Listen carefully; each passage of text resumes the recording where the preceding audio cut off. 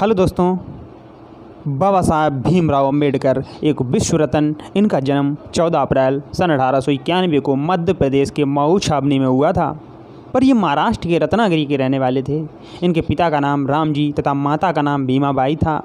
इनकी माता की मृत्यु हो गई जब ये 4 वर्ष के थे। बचपन से ही इनको दिल दहला देने वाली घटनाओं से सामना करना पड़ा। इनको बड़ी कठिनाई सहन करनी पड़ी।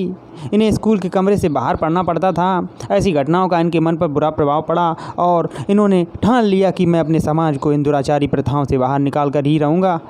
इसके चलते इन्होंने खूब पढ़ाई की, अपने देश में ही नहीं बल्कि विदेशों में जाकर पढ़ाई की और ये अमेरिका के कोलंबिया यूनिवर्सिटी में एमए करी, political science, economics, history, sociology में। इसके बाद ये रुके नहीं और पीएचडी करने निकल गए लंदन स्कूल ऑफ इकोनॉमिक्स चले गए।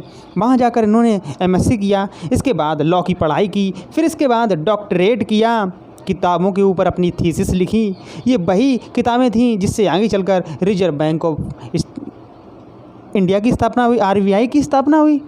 समाज सेवा में लगे रहने पर इनके 4 बच्चे की मृत्यु हो गई।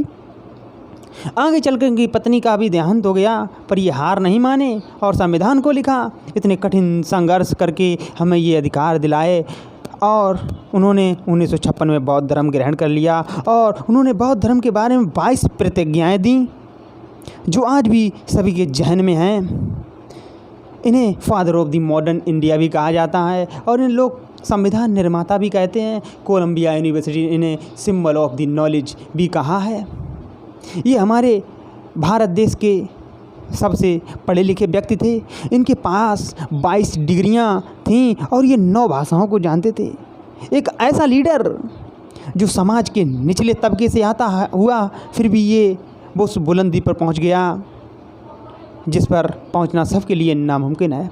ये एक ऐसे पॉलिटिशियन थे जिनके बारे में जितनी बातें की जाएं उतनी कम है।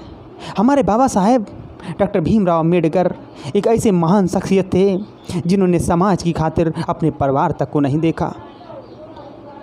अपने परिवार को छोड़कर वे पढ़ाई करने चले गए और दिन में 18 घंटे पढ़ाई की। और एक ऐसा जुनून, एक बार की घटना है जब हमारे देश में एक अंग्रेज़ इंक्वायरी करने आए तो वो महात्मा गांधी के पास गए। वो भी रात को सो रहे थे।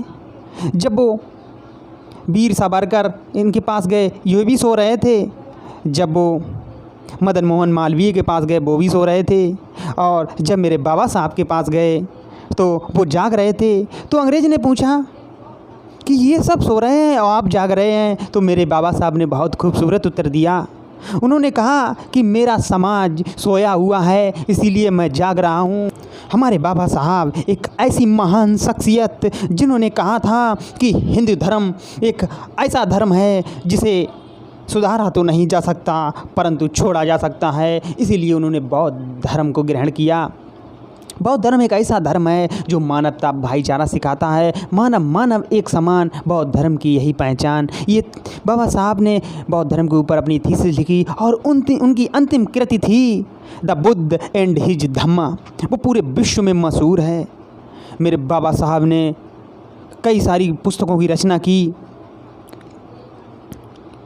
मेरे बाबा साहब के विचार थे कि शिक्षित बनो, संगठित रहो और संघर्ष करो। और उन्होंने ये भी कहा था कि शिक्षा वो शेरनी का दूध है जो पिएगा वो दहाड़ेगा।